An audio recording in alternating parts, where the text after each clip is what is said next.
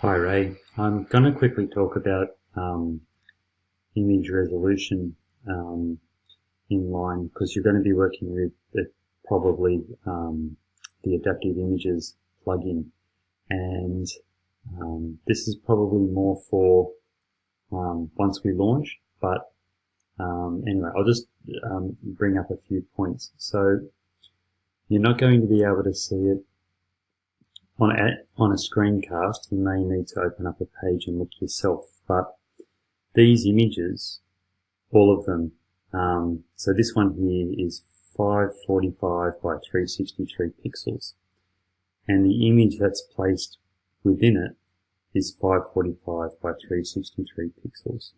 If I inspect the element, it's 545 by 363, it said. So there it is. Okay, 545 by 363 and a little bit. So essentially, the image that's being placed in there is optimized, or I should say the pixel size of this container and the pixels of the image are the same. Now, I thought that would be best practice for making the images look sharp, but what I've learned is, and you'll need to look at any SceniCGem page yourself, you'll see that the images are a little bit blurry. SceniCGems down here, the watermark is a little bit blurry. You'll see it on all the images, and it used to annoy me. I was using Photoshop and trying to get them as sharp as possible. I thought it was just my camera, because I don't have the best camera and other people had better cameras. If I come down to Instagram here and look at any of these images, they look incredibly sharp, and they're only a small image, but they look incredibly sharp. And if I click on this image, now that I understand it, if I look at the image at this size, it's not incredibly sharp, it's a little bit blurry. But if I close it in this thumbnail size, it looks incredibly sharp. And essentially why that is, from doing a little bit of reading, is that the browser takes the amount of pixels, so in this case it's using this image, and then it re-renders it into into this smaller image, so it's kind of got more pixels to work with to create this image, and it results in the image being a lot sharper.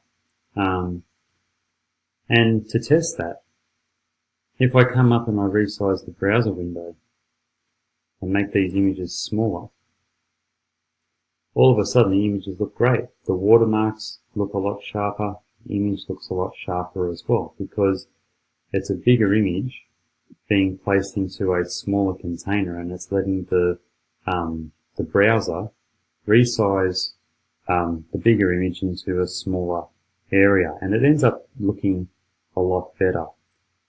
So after launch, because it's going to be a massive job on my part, or a freelancer's part, I am planning to, just one second, there we go, bring that back. I'm planning to get all of these images placed, updated on the server as larger image sizes than, so this one at the moment, the biggest size is 545 by 363, and the Adaptive Images plugin can be set so that at certain breakpoints, smaller images are served. And to future-proof this website going into the future, I would like to place, I wouldn't say full-size images, but certainly large images on the server.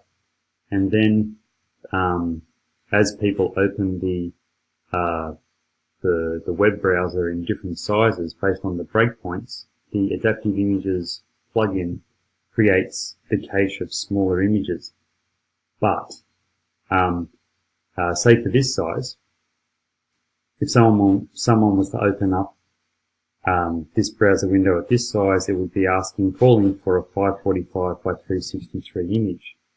But I would change the settings in the Adaptive Images plugin so that a larger image was served for this frame. So it might be 800 by, whatever it works out to for its aspect ratio, rather than 545, maybe an 800 pixel image to get slotted into this size, which would make it sharper, and so on and so on. So for I think you understand that. So for each responsive size, as this gets smaller down here, let's say that this was, what is that? That is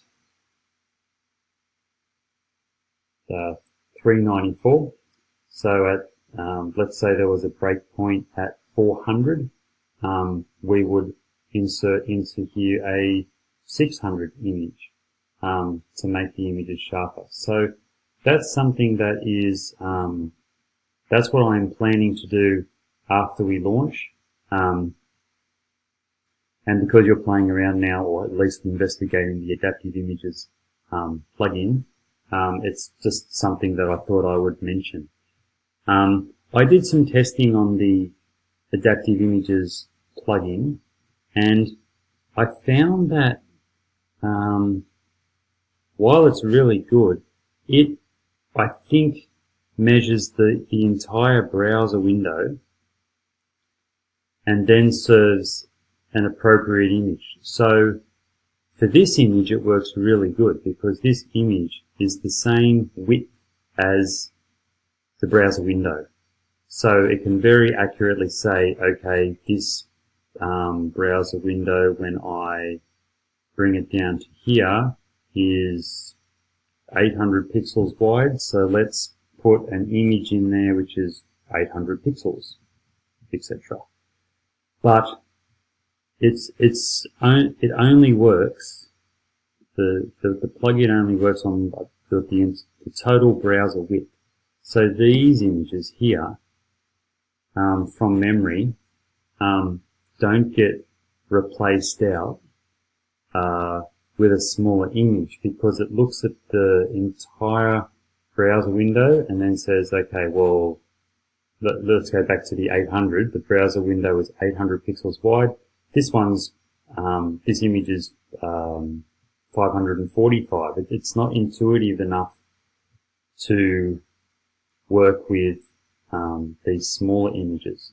So I was, before launch, happy at least that it was going to accurately downsize these big images, which would cut down on the total file size of the web page and hence the download time of the page. But moving forward, and I was thinking after launch, but now with this Instagram issue, the plugin, I feel, needs to be modified so that we've got more control over these images for different browser sizes and different breakpoints. So if this window comes down by, I don't know, 20%, or if it comes down to 800 pixels, or let's go down further, we then, this size might be size A, this size might be size B, the Instagram ones might be size C, and because I'm not planning on making any new sizes, this size here, and this size here make up the entire web pages, and these sizes as well. And yeah, I don't know. I hope that's not. I hope I've explained it.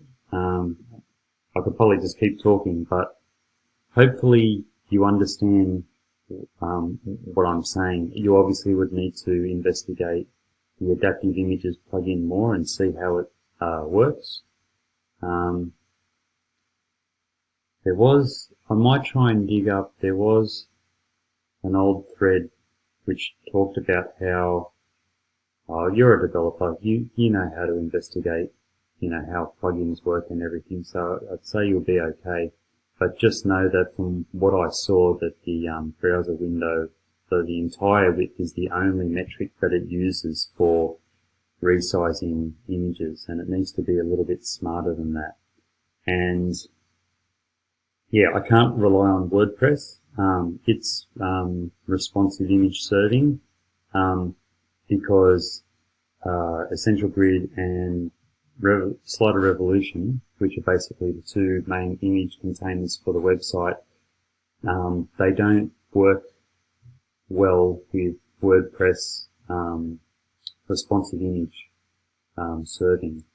I looked into it. I think it was because it doesn't support the source set, the attribute, or something like that.